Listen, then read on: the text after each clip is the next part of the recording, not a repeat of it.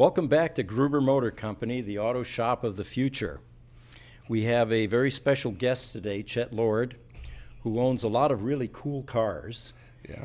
And he actually just bought a Tesla Model S Plaid and has some really unique plans for it, which involve us because we're a Tesla repair shop. Mm-hmm. So before we get into that, though, Chet, I thought maybe we could start with your history. Yeah. What got you into this? First of all, how were you able to afford a Tesla Model S Plaid? That's probably a good place to start. I would definitely say my background is emergency medicine, paramedicine. That's what I started with in my early life, and worked actually on Scottsdale Fire Department here in this area. Well, I guess we're North Phoenix here, but it feels like Scottsdale to me up here. So yeah, that's how I kind of got my start in that field. Left that field, went and did mortgages until 2009. Mm-hmm. Okay. And that obviously all crashed, and we saw that huge downturn. Scraped everything I had back together, went back to paramedic school, got my license back, and found myself in an air ambulance job up here in North Scottsdale. And once I got into that world, I quickly realized there was a big problem with insurance billing with this particular industry. And the air ambulance world was jet transfers, not what you would think helicopters, and that's what everybody kind of goes to. So when I got into that world, I basically figured out how to do the internal medical billing and billing insurance companies, and perfected that, left that company, started my own, and that was 12 years ago. So I basically created a service company for that industry that had never existed before, and it still exists today. So that's Air Ambulance Billing is my company. I mean, if you can get that generic of a name, right? You know the industry is ripe to go after. So I stumbled into that and been very successful. I do a lot of long distance transfers. So talking here with some people here had a similar experience where they were injured in Mexico, for example, and needed to be flown back to the United States. And that's what I focus on today. Yeah. I'm fascinated by that. Yeah. Normally, you've got a lot of red tape, TSA and, customs and all that. Do they give you special privileges if you've got an injured party and you've got to private jet them to some hospital somewhere? Yeah, definitely. You have an emergency beacon, basically. You can put that out. And you can also even block out your tail number for privacy for other issues. So yeah, you have to alert them that you're coming in for an emergency medical or whatever the case may be. A lot of times the jets will pre-plan that, but in certain situations in Latin America, we don't really like to do that as much. We'll kind of just let them know we're here, we need to land, we need to extricate an American citizen usually, grab and go. And it's usually a quicker process that way without going through their red tape in foreign country. But yeah, there's definitely those loopholes and ways that you can kind of skirt through the system to get those things done quicker, especially in foreign country. Cool. Yeah. This is probably food for another podcast, but I think we'd love to hear some of the stories of the types of injuries, did they fall off Mount Everest, all of that sort of thing. But we can do that at some later date. So you've got a bunch of cool cars. Maybe you can talk about those for a moment, and that kind of leads us up to the Tesla. Yeah, so normal combustion vehicles. I've even dabbled into some like crazy diesel engines and builds that way. I teamed up with Diesel Brothers years ago and had them build me a truck, a C10 that I had, and they put a monster 1,000 horsepower race diesel engine in it and put it in their episodes and whatnot. So that was kind of my first dabble into crazy vehicles. And over that time, I had older stuff. I had a Chevelle with a diesel conversion, a 70 Chevelle. That was pretty cool. And I did more of the older stuff because that's kind of what I always grew up wanting, was the older stuff. And there's a lot of maintenance on those. If anybody out there has dealt with the older stuff, it's like a constant thing. So then over time, I transitioned to more the modern, sports car, supercar stuff. So now I have a twin turbo Huracan. That's a fun one that I rip around. I take those on. I drive all my cars too, so that's another key factor. They have to be able to be driven every day. Yeah. That I can jump in them and that they actually start. That's the key factor. That's a prerequisite. Yes. Yeah. Those garage queens and That's not my collector's game. That's not what I like. Right. So I have a GT2 RS. It's a 2018 that Porsche had put out. And I also have the Viper ACR, the newer one, which we kind of bonded over that Viper world. Used to have one. Actually, one of my camera guys remembers your Viper. Oh, really? Yeah, it was the only black one in Arizona with a red stripe. He remembers seeing videos of it or you doing something, and he remembers it somehow. Well, you know why I got it? I had a 308 Ferrari, and there's a local contingent here of exotic car owners. Right. And we would do runs all the time, Sedona, down to Tucson, Globe. Yeah. And I found that with that little 308 Ferrari I had, I could never keep up with these guys, and it was frustrating, right? Sounded good. Yeah, that was about it. Bright red, red tan. I finally figured I need a supercar. Well, I didn't want to drop a $500,000 on a Lambo or something. So I'm looking at the Vipers, and I'm thinking, the 71 Hemi Cuda convertible broke all records in terms of valuation. What was it, $3.5 million? I think the last one exchanged here in Paradise Valley. Yeah. So I figured, what will be the next supercar, the next collectible car? And I thought, well, it's got to be Viper because it's limited edition.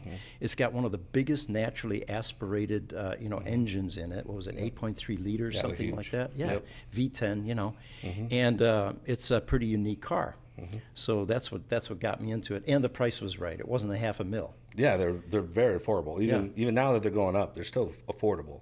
So then the next thing I did was I sent it down to Bellinger, and he did the custom exhaust on that thing. And he says, "How loud do you want it?" I said, "Make it as loud as you want."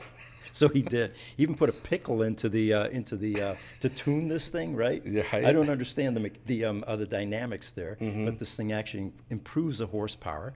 Then put a racing ECU in that, and it dynoed 600 horses at the rear wheels with 33 without going turbo. Right. That's incredible. Yeah. And no traction control, no power days. steering. I mean, it was just your skills in the car, basically. Yeah. And I love the car. I mean, it would literally throw you around, kick you around. It was kind of like riding a rodeo bull in a cheap bar.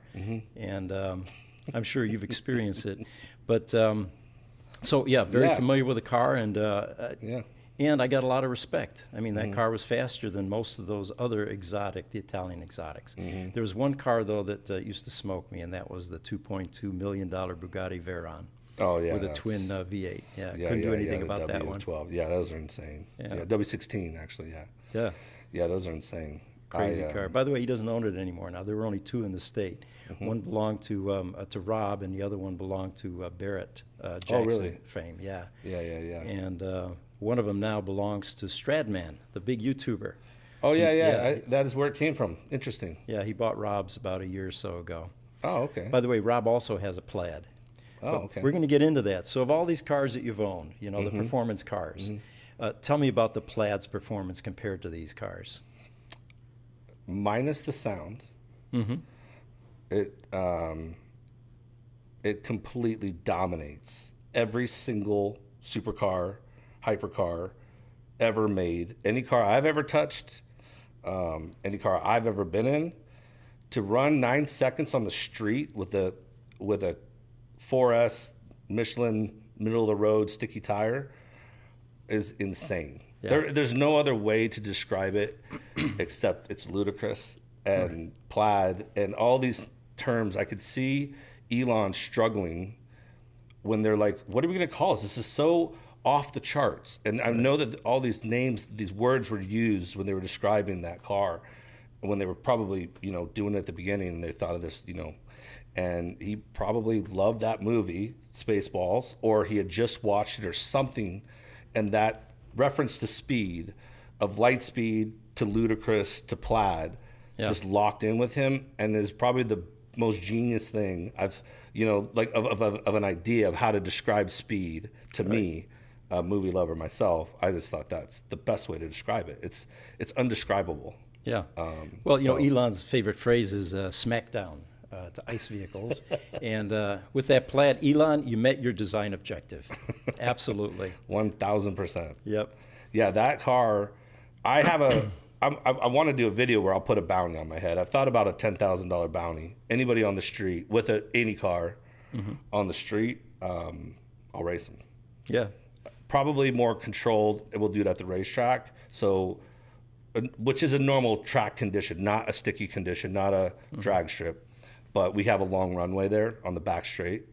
And I've thought of holding a challenge and say, anybody want to take it? It's right here. Yeah, and put some money on the table and all that. Yeah, and they could put up a little bit. You know, I'll take their $100 for my 10 grand bet.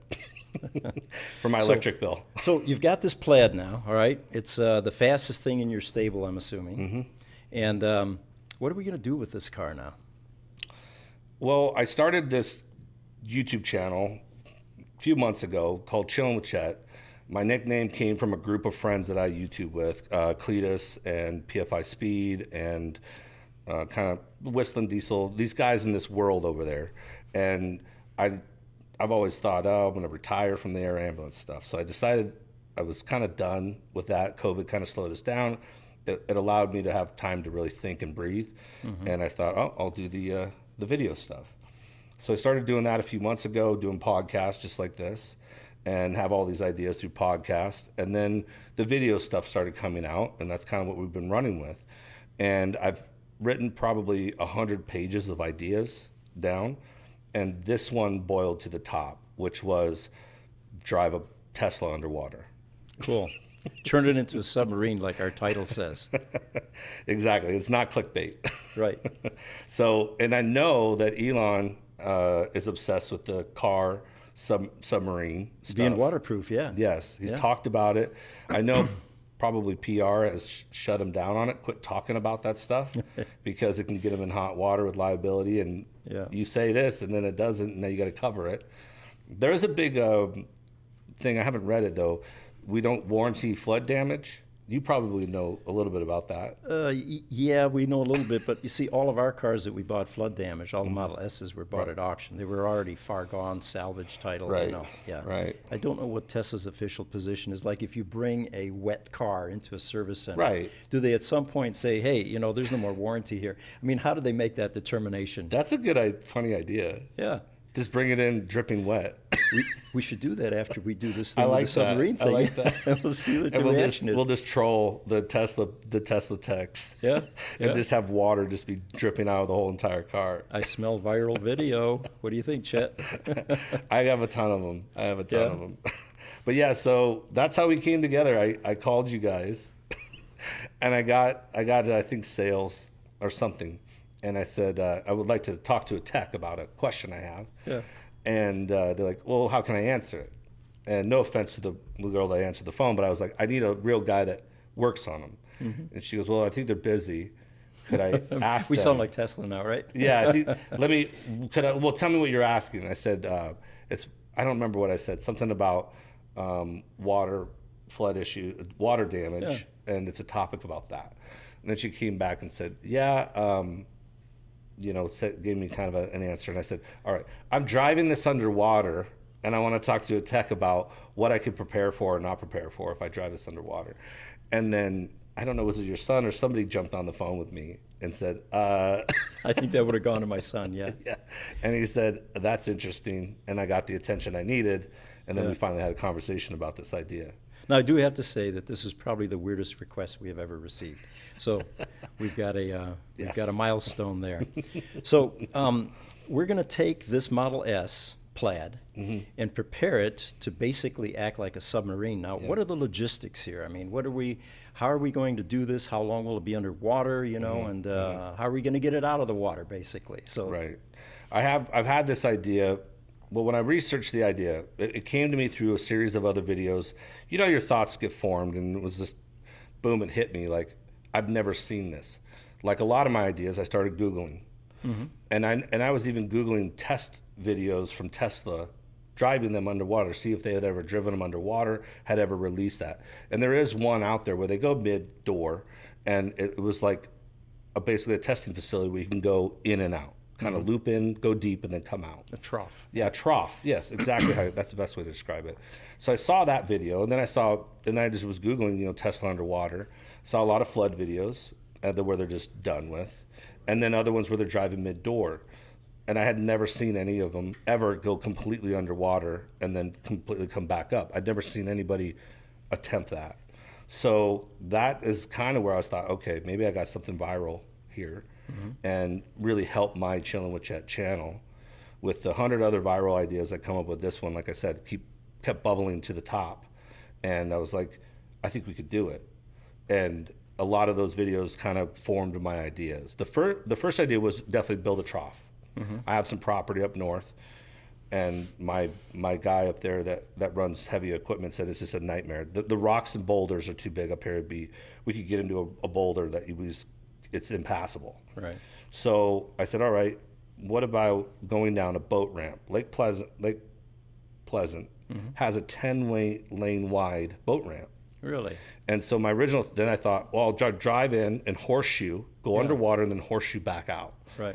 I'll do it without any agreements from the Forest Service or the lake officials. Just quickly get it done, right? We'll just quickly go. We'll drag a tow line, and we'll have it hooked up to my diesel truck in case I drift into the abyss, right? Because I thought I could make a U-turn, The U-turn. Yeah, exactly. And then I went and swam it, and about 10 feet down, not underwater, but of the ramp, it got really mossy. Oh, slippery. It was very slippery. Yeah. So then I was like, I'd have to do maybe a snow-studded tire. Yeah. But then I thought, with the weight that I have to put in the car to keep it submerged and seal the cabin, the force is lifting up. I don't know if I'm going to get that math perfectly right on what I'm trying to accomplish. If it doesn't get any traction, it'll just slide all the way down. It could be a real problem, and it may just never work. For you and the Forest Service. Yeah. So I took the idea to Apex Motorsports, where I race cars at. They have a big, huge, giant dirt lot. And they're literally building a whole track out there, another secondary track. And they have all this equipment. And I'm like, the owner, Jason, I said, hey, I have a crazy idea. Just give me a second to explain, and then let me know what you think. And at the end of it, he said a few different terms and said, basically, yeah, you are crazy, but I see where you're going with this. And he liked the publicity of it as well, to maybe help with their track, because they're still new, getting their name out. And he thought maybe a million view idea, and you're using our track, is something that we want to be a part of. Right. And I would say that's probably fairly similar to Gruber and your team. We'd like to be a part and help you out, and we can be your expert. We like doing crazy things. Right. It's kind of brought the three of us together to kind of pull this thing off. So, that's kind of the origins and where it's gone. So now we have a trench dug. It rained probably for a week straight last week. Yeah. And it had I don't think it rained for like 9 months or something like that ridiculous. in Arizona, and suddenly we're getting downpours. We don't have the floods yet, so I think we're okay there. So it turned into a big mud trough. So we were out there yesterday with the backhoe, getting it cleared out, trying to dry it out. And basically the physics of the whole thing, I need it completely dry underneath the plastic tarp that we're going to lay down to seal off. We can't have any mud or anything under that tarp for stability and whatnot. Right. We need it rock hard underneath. So how's it looking right now? It's a muddy mess. It is still. It was still had standing water in it yesterday morning. Okay. So they kind of sloshed it around, trying to dry it out. I've been wanting to do it this week, but at this point I said we'll announce it like we're doing, and then build some interest in the whole stunt, and then I'll just do it whenever the conditions are perfect for us, and we can go out there and do it safely in the right way. So you've got the thing dried out now, the trough, right? What is it, like 75 feet long, you were saying? 85 to like 95 feet long. Okay. That's about what it is. And the depth? We'll be able to fill it up to about 7 feet deep of water. Okay. Plenty to submerge the car. Yep. Provided we can keep it from getting buoyant Planted. and floating to the top, right? Yes. All right.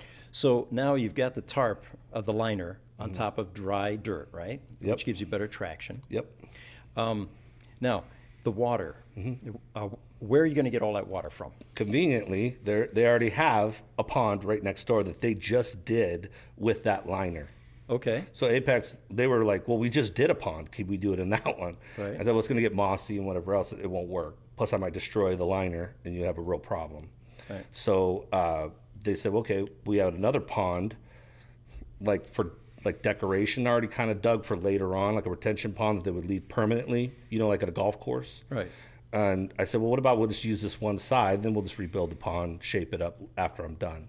So we decided to do that. So literally, I'm just going to be pumping the water over when it's ready from the good pond. And then when we're done, just pump it right back. Any projections how long it'll take to fill that thing up? They're thinking a couple good trash pumps might take 12 hours, maybe overnight. Okay, well, that's pretty Yeah, quick. some good ones, some decent 2-inch pipes. Right. Yeah.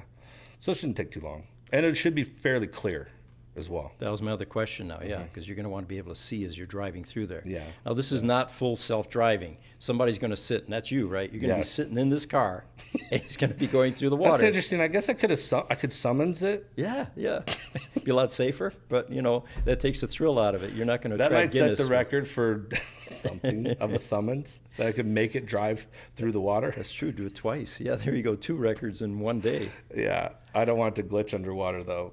So tell me about one other aspect in this to create more realism. What was this about fish in the water?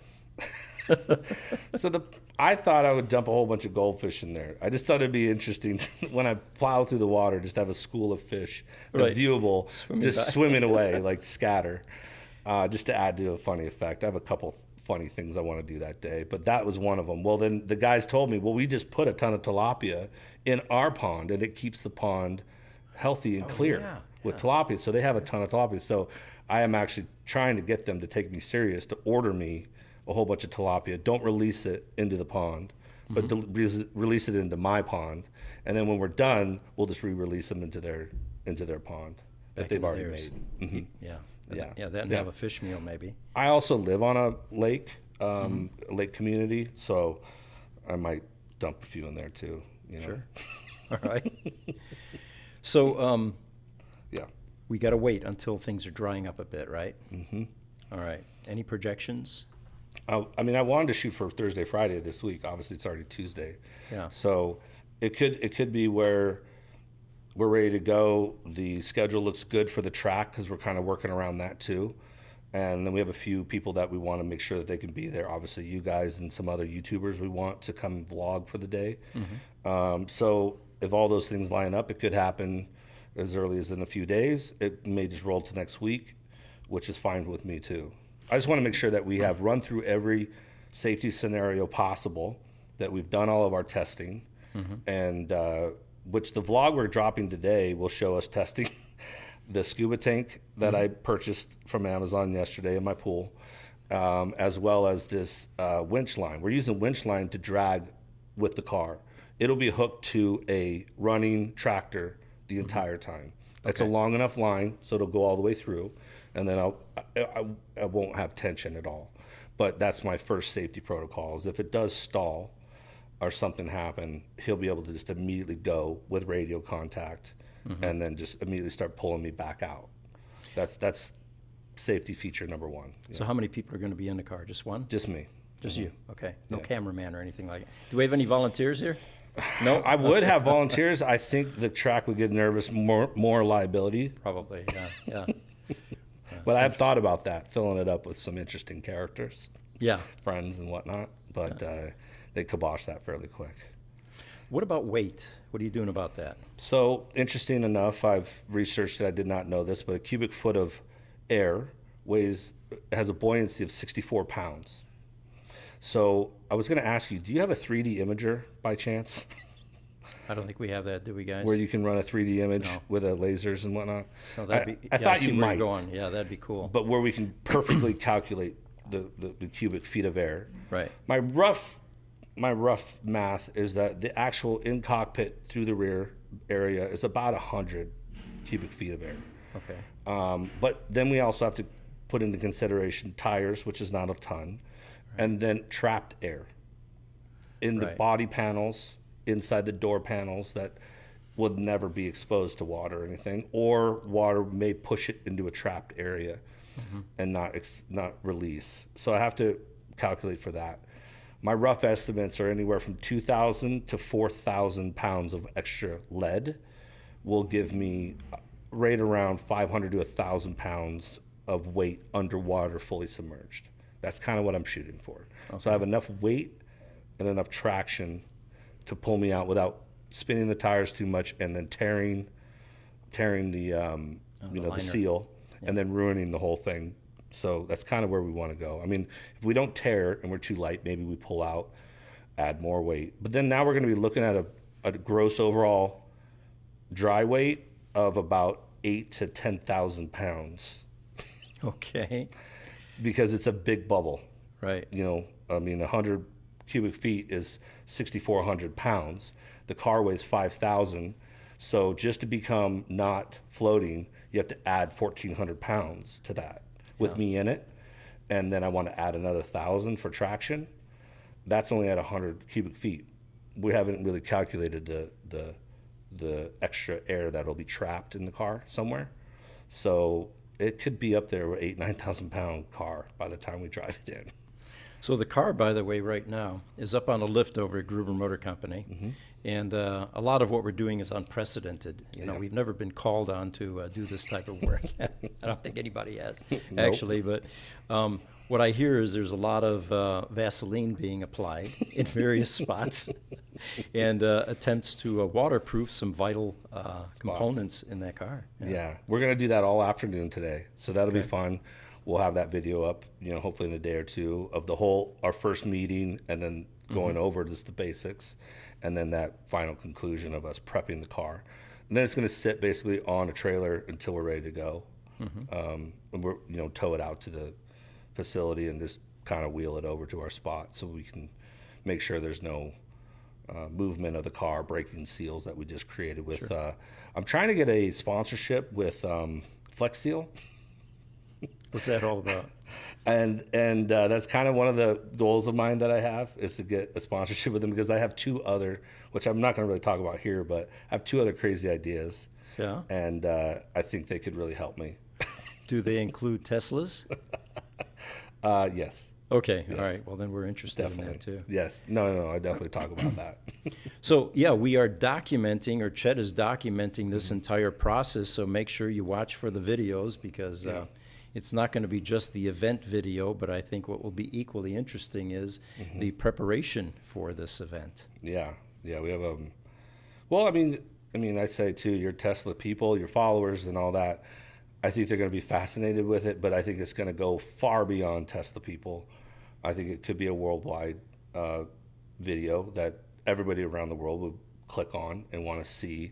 And I thought that would be a nice way to start our relationship, with a video that has your name all over it, and as the experts that help me prep it. And, you know, we know business, and that can be very beneficial when we move forward with all the ambitious stuff that we try to do in businesses, and having your name out there as an expert beyond the Tesla people. You never know what opportunities will come from that. So, you know what I think about? How do you think Tesla corporate is going to react to all of this? I can just see some head shaking taking place. There's got to be some tongue-in-cheek activity there. You know, this is probably going to attract a lot of attention back at the in the corporate castle somewhere. I think so too, and I think Elon is going to love it deep down. If he can talk about it, be a part of it, whatever. We've talked about that. Well, we talked about inviting him, right? Yes. Elon, there's your invitation. Yes. You got to come out, visit us in Arizona, and you got to come see one of your Plaids actually being turned into a submarine. We'd love to have you. I have a sneaking suspicion that they may have done this before. Really? In testing. But for him to be that confident in a few comments that he's made, and for him to be that obsessed with the submarine feature, to put an Easter egg on our screen in the Model S, with that 007 Lotus, right? And then for him to buy it, and I think he mounted it in his house, in one of his houses. I think he's probably said, let's take this thing underwater and see what it can do, or in water as a boat or whatever. And then I've heard some more stuff with the truck, maybe that they're talking about that too. So I think he deep down is going to really enjoy the video. Like turning the Cybertruck into a semi-amphibious vehicle? Yeah, something of that nature. That'd be cool. Yeah. I mean, when you're talking about it too, I thought, you know who else might like it is the military. Yeah, good point. And maybe underwater features that can go deep and then come up on a beach somewhere. Yeah. To be able to sink, bring the ballast, drop it to the ground and these types of tests maybe taking place without us knowing, who knows? But I mean, the other thing of my logic that came from, I'm obsessed with RC cars. I have been since I was 10, 11 years old. And then when you get older, they're great because they're so much cheaper than a vehicle. Yeah, and I've had points in my life where I couldn't afford $1, to do anything. So I always had these RC cars that I could always go out and get the kid fun out, and race those. Right. Well, I know that those are sealable, and you can drive those underwater as long as they're sealed up and you make sure your joints are nice and tight. You can drive those vehicles underwater, on water, do anything with them. And I knew that this is basically a large-scale, full-size RC car. Sure. I mean, they could be summons and driven on their own completely eventually. If unlocked, they could do it right now. Just they have to make sure they're safer than safe to put out there with people. So I figured if that's how they're engineered, then they're probably fairly well insulated already. And it's possible, the whole entire process. So. In 2017, during the hurricane season, Texas and Florida, there was a flood of literally flood damaged cars at the auction houses, Mannheim, IAA, Copart. And it was during the slower time when we were starting Gruber Motor Company. There were only so many Roadsters back then that we were repairing. So we needed to find other ways to generate revenue. And we thought, hey, these body shops are terrified of anything having to do with electronics. They like to spray paint and bend metal. We do just the opposite. We'll do that other stuff, but we're focused on the electronics. So we ended up buying a lot of flood damaged cars. We bought 22 Model S's, for example. And we learned a lot about what flooding and water damage does to those cars. Short term, I think you're fine, except for one car that we got out of Ohio. Once we get the cars, by the way, they're usually dead by the time we get them because they shut down. So then we hack into the MCU, the computer, and we get the customer information, and we'll call them and say, hey, we got your car. Is there anything personal you want out of this car? And, oh, by the way, what's the backstory on it? How did it get flood damage? Yeah, give us a little info, and we'll maybe return the favor with some items.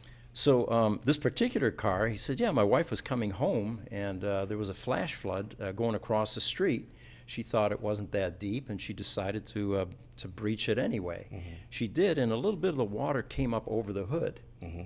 And some of it went back toward the windshield, flowed down in between that gap, and went on the fuse block. And that's what shut down her car. Well, the insurance companies immediately total these things. When they hear EV, water, done. That's it. It's totaled. So we get the car out here, and it was a moderate repair. But what we found is that there was predictable parts that would get damaged depending on the water level on the car. And sometimes the auction houses help you with that. They'll draw a chalk line on the door how high the water got. And we learned exactly what was wrong with it depending on that water level. You have body control modules. The chargers were always shot because it was the lowest thing underneath the rear seat, and there was always a tub of water back there by the time we got the car. But again, the biggest problem was the length of time it was submerged. So I think you're going to be fine for that 2 minutes or so that you're going to be underwater, because it's going to take that water some time to find 3 seconds, I hope. Yeah, the access. No, I know what you're saying, and I've thought that too. I think my original plan was not to do a Plaid, by the way. Okay. It just happened to come across my radar as the fastest car on the planet, and of course I'm interested in that. Right. And then this idea has been bubbling around, and they had to come together. A lot of people cringe when I tell them that, and that is really when I knew it was a good idea. Right. When they're like, wait, you're doing the Plaid. You just spent I spent $170,000 on it. Yeah, tell us about that. It's a $130,000 car. How did you end up paying so much for it? I didn't know it was a $130,000 car to the original buyers that locked in a year ago. I've only seen the prices now, which is like $145,000 or something, because they're charging $10,000, $12,000 just for the auto driving feature. Okay. And then you have an upgrade to the rims as well, like $2,000, $3,000 or something. And so I saw that, as a $145,000, $150,000 car, maybe a little bit more with taxes and all that whatnot. So then I really wanted the vehicle that I could start making videos right away. And It's really a race. I mean, you have the internet now, and you have these YouTubers out there that are already well established. And I'm thinking, I'm going to get the car. I need to get it. And I really twisted and turned over that extra $15,000. I really paid over what I thought I could get it for. I actually still have one ordered, and it keeps kicking out, right, to December or whatever. And it would have blown out my idea for a race week that I can also talk about that I'm doing, where I'm going to be racing it around the country. But I felt that time was critical to get it then. And I quite frankly think I could find one now for $150, because a lot of those earlier adopters that jumped on board still have a nice profit there of about $10,000 or so, and nobody really knows the difference. I didn't know until I opened the paperwork that came with the car that he had bought it for $130 out the door. Okay. Yeah, which is fine. Yeah. I mean, he made some extra money that I didn't know about, which is fine. But I needed to get it. So yes, I spent $170,000 private party, so no taxes on top of that. So I'm guessing about 15 grand over what I could get it for right now, and even if I could get it right now. Yeah. So I made that decision just to jump, and it was worth it, to get it now, because we could be doing all these things that I've been doing with it that I could never do. I'd be still waiting, or I would, I had to gamble because there was nothing on the market yet besides this one car, and there was one local.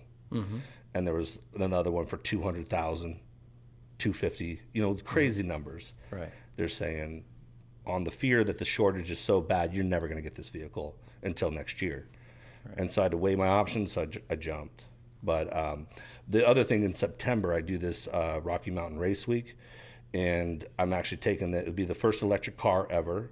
We go from drag strip to drag strip around middle America, Kansas, Oklahoma, and all that. And we race every night. We come pull into a new drag strip, and then we race all afternoon, whatever our racing bracket is, whatever we're doing. And then we all get a map when we're completed for the day. We turn in our times, and then we get a map, and then we get told where to go for the next one and how to get there. Interesting. Okay. Yep. We know which town we're going to go to, so we can get hotel rooms and stuff like that. Right. But we don't know exactly the route yet. And that is like the cool part of this Rocky Mountain Race Week that I've been doing. So in the interim, I've also thought, just to be an agitator, I bought a diesel generator. Okay. Have you seen this yet? No, I haven't. Tell us about it. So I bought a 60 hertz diesel generator, and we're putting the tow hitch on today for the possible towing of the vehicle out of the water, but originally was just to tow a big diesel generator on a trailer. So I purchased that last week and found out that the guy lied to us, said that it was fully rebuilt and ran great. Once we finally put it under a Tesla load of charging at 48 amps, which it does, it started blowing white smoke and blowing oil out the exhaust of a diesel generator. So the funny part is now we have an engine rebuild prior to race week, which is normal for people, right? Just to charge my electric car, which takes zero prep. Right. So yeah, that's the other fun thing I'm doing, is going to be driving around this whole race week that I get a lot of attention from already, but it'll be a fun thing to do with an electric car and be the first. Yeah. And hopefully win my 9.0 bracket class is what I'm entering. Do we have any questions yet, by the way? No. Okay. All right. We will enjoy it. We will though. Yeah, we got to advertise these a little bit better. I think this one. So anyway, Rob, the guy that also got a Plaid, he was complaining about the Yoke Wheel. He says, "Look, it's cool. It's different, but I live on Mummy Mountain and I've got switchbacks." And he said, "It's just not exactly what I would like it to be." What do you think about that wheel? It's great for Instagram pictures, videos. For my world, it's cool. It's different. I chopped the top of my Huracan wheel already off to make it more look like a race car. Similar concept. Oh, okay. So it's all carbon fiber and there's no top. Right. So I was already kind of prepared for it when I got it. And what my thought was on that was the same thing. Completely idiotic for the street. Right, yeah. There is zero application when it comes to doing a U-turn. You grab through the wheel, I've thought about, those old trucker wheels? Yeah. I thought about squeezing one on the yoke.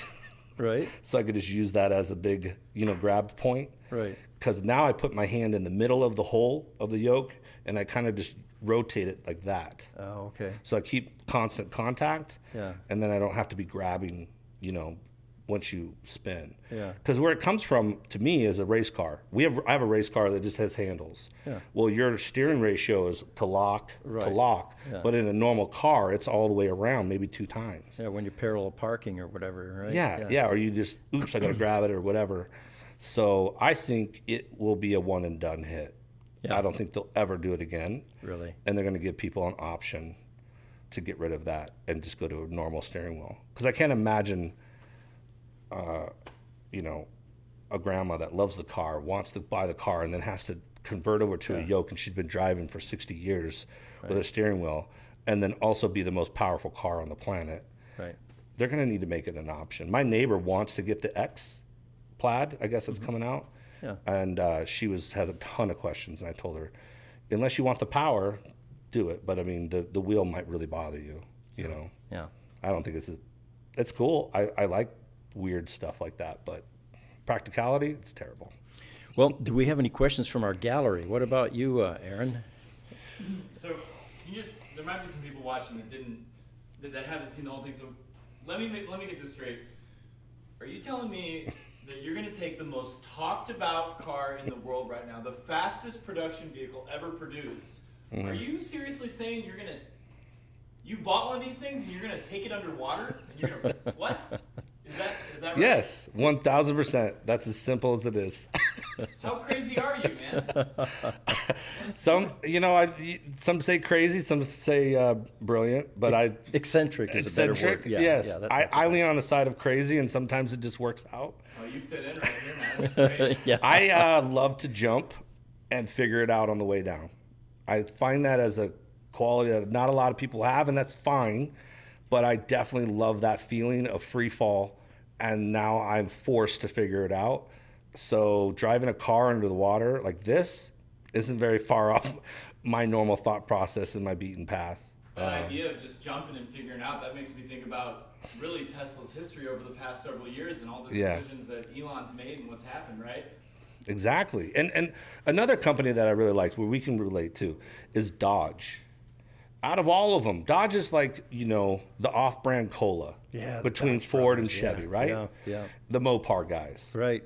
And they their claim to fame has been cuckoo crazy. Mm-hmm. I had the Demon for a year, the Dodge Demon. That was 800 some horsepower. Yeah. And it was just crazy that they would put that out in the day and the era of safety and concern, and everybody's so worried about every single thing, right? Mm-hmm. And then they just dump this car that you get a crate that you can go to the racetrack. It's just that whole concept to me is very similar to Elon and Tesla's philosophy of, oh yeah, we're boring. Well, we're gonna put out not a flamethrower, which by the way I bought. Oh, you did? I made some funny videos with it yesterday. But that we have a flamethrower, and then he puts out a tequila, because I don't know why he likes that tequila. And this, to me, I can really relate with that, and I just thought it was right up the alley of maybe some Tesla owners too that are sick of being looked at like you're boring people. Mm-hmm. They're really not, to really kind of go against the grain. A lot of people, especially the early people with the Roadsters, can relate to that 100%. It's in the Tesla DNA. I mean, the early adopters, I remember talking to one guy, he was a financial analyst, and he said, I didn't think the company was going to make it, but I gave him $100,000 down payment for that Roadster. And if I get it, I get it. If not, I don't, He got his car eventually, But that was basically the philosophy back then. And then, of course, you had the other faction, which was they were completely committed to saving this planet, the Go Green guys, Yeah, he does have a deep passion for that. Yeah, very much so. So they're a unique bunch, and I can relate to them. My that one little thing though with the diesel generator charging a green Tesla, right? For example, one it's to me is don't just assume anybody doing something different that the battery world is the end all be all and that is the cleanest option. Period. There are a lot of things that the environment has to go through to create those batteries and dispose of those batteries when they're done. But the other thing, it's really not a political thing for me. It's not global warming. I have my own beliefs on that. But it's really, I have some friends that are being picked on by the EPA. They are going after anybody that turns a combustion engine that had a VIN number and modifying it even for the racetrack. for off-road use only. Really? The EPA has been not only just saying they're going to do it, they interpret the new laws as modifying a vehicle to go to any of my friends that own shops. Let's say, for example, the diesel guys get hammered all the time for this. Well, if you modify it or whatever, as a dealer, you could get in trouble because you have laws that restrict you from modifying the emission systems, right? Taking off catalytic converters and whatnot. Well, even if they just sold a computer through e-commerce, they never touched it, it came from China, went right out. I have some friends that are being attacked by the EPA and being bullied into paying fines, and then also they want them to sign that they will never modify another vehicle for on-road or off-road use only. It doesn't matter, that you'll never modify another vehicle. Sounds pretty insane. And they run race shops. Really? Yeah. And so they're really attacking this little small sliver of racers. And that's the whole concept that I want is, bring the attention on. You're going to think it's one thing, but really it's just my battle and helping my friends to the EPA, like to raise awareness that they're attacking a small sliver of cars that sometimes actually run way more efficient than cars on the road or diesels and whatever, truckers and all that other stuff, like to basically raise awareness so they stop attacking these little guys, right, and expose what they're doing. So that's why I'm doing the diesel generator as well. This notion of towing a generator behind an EV is not new. Oh, I know. We the Tzero that we have here, and I can show it to you after the podcast. It's a burnt out Hulk at this point because it went through a fire. But anyway, there's a trailer hitch on the back of that, and here's this EV, really the first sports car electric vehicle, right? And back then, there were no charging stations, 1997 time frame, you know? So in order to go long distances, you either had to go to a KOA campground and spend, hours there. Yeah. So what the designer of the one of 3 T-Zeros did was he put a Yamaha generator tow behind with this car so that when you did run out of battery juice, you could essentially keep going, and this generator would continue to provide your DC power to keep the thing running. What was amazing is that every ounce of carbon reduction was negated by that 2-cycle engine spewing back there. But pretty cool concept. Yeah, and what we found too is the amount of discharge that the Plaid, used the energy. I think I'd have to drive like 30 miles an hour, roughly, in eco whatever mode on the Tesla to, even if we could hack the system and get it to charge while driving, right, I could probably drive only about 30 miles an hour to 30 mile an hour charge rate to be break even. I mean, it could add to my overall distance, but then I'm also have to calculate the weight and the towing and the inefficiency of the towing. It's completely ridiculous. There's no way it's going to work. It's not. It goes against the laws of power generation in general, right? So you need to spin a turbine, but you need to consume some energy needs to do that. We use it falling water. We use it with hydroelectric stuff, but we have nuclear. We have coal burning. We have that makes steam to spin these generators. So the energy has to come from somewhere, and the amount of energy that you need, even from a solar panel on top of the car, maybe when we charge the little lithium battery now to that basically the car runs on. But it's so insignificant, it doesn't matter. The solar will never take over that, charging part. So that whole concept, I know. The negative gains are too much. You're never going to have a positive outcome from that.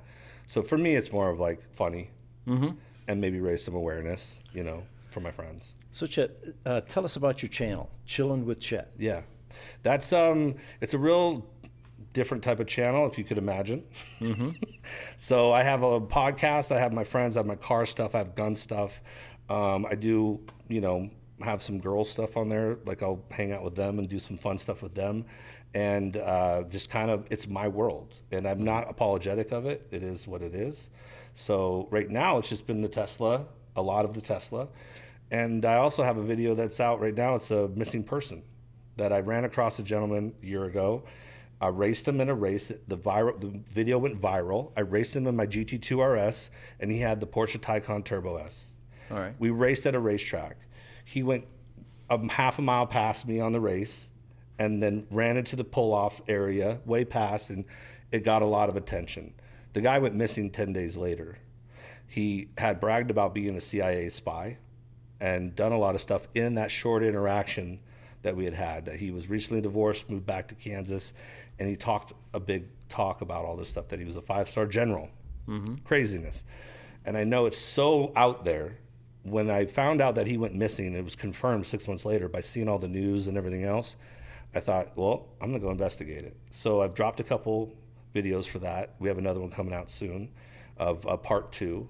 And I've got nothing but crazy compliments that it should get like a YouTuber of the Year award, because it's such a well-produced investigational video that I'm putting out. Outstanding. Yeah, Well, it's When crazy. we met your team, we were pretty impressed with them. Yeah, they're a good group of guys, especially my number one guy, Cody. He's we battle with time with getting stuff out, but his product is incredible. So yeah, so when you go look at my channel, you're going to see a big variety of stuff. Eventually it'll go to a website where people will be able to pick and choose, kind of like a Netflix, of what they feel like watching. Tesla stuff, Right. combustion engine stuff, funny stuff, gun stuff, race stuff, whatever.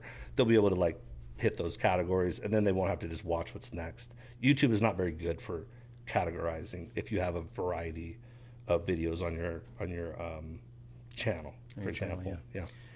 So next week, we're going to have actually the power utility here, Arizona Public Service.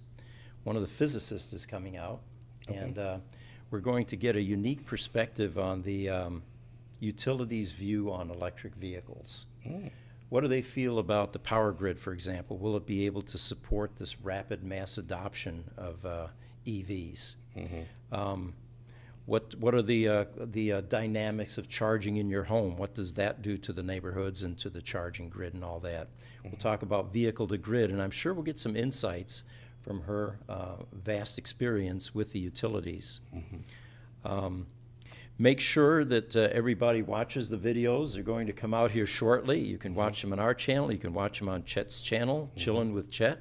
Yeah.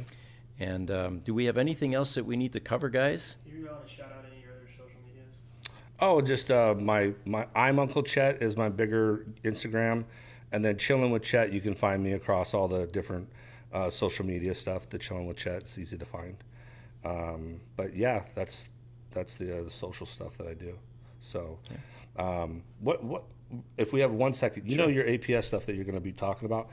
I've had a unique experience with my power at my house and charging my Tesla. So while the ACs are all running and now trying to charge, I've been chasing quite an electrical hose that's getting clamped off now. So you got some overload issues Yeah, going I've on. been popping breakers that I never thought I'd break. Pop 100 amp breakers, 200 amp breakers. Really? Yeah. Yep. So I've been really drawing pretty heavy at my house. It's not uncommon. Yeah, I'm going to definitely watch that one. Yeah, we're placing extra load on the infrastructure. Yep. All right. Well, we want to thank everybody for joining us, and Chet, thank you for being on our podcast.